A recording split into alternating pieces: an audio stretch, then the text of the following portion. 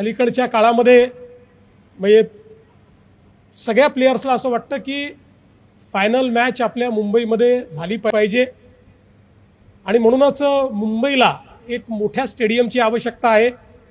त्या संदर्भात आशिषजी असतील, आम्ही सगळे प्रयत्न करतोय। मध्यंतरी आता आम्ही अजिंक्यसोबत एक जागेचं अवलोकन केलं आणि त्यांची मीटिंग देखील झाली। एक अतिशय चांगली जागा आम्ही आता जवळपास शोधून काढली आहे की जिला खूप मोठी कनेक्टिव्हिटी आहे।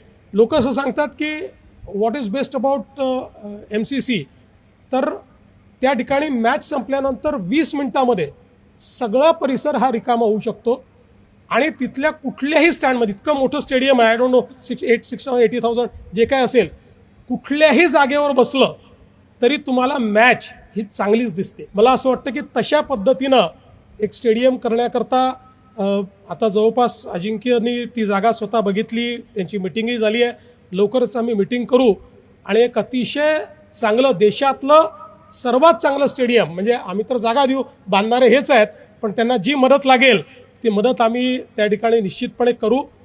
पण एक गोष्ट निश्चित सांगतो, आपण किती स्टेडियम बांधले तरी वानखेडे इज वानखेडे।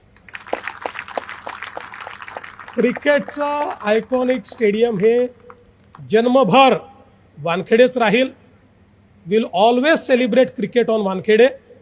आणि म्हणून निश्चितपणे पुढच्या काळामध्ये जी काही MCAला शक्ती द्यायची आणि त्यातनं क्रिकेटला शक्ती द्यायची आहे, त्याच्या पाठीशी निश्चितपणे आम्ही उभे राहू, हा विश्वास आपल्याला देतो।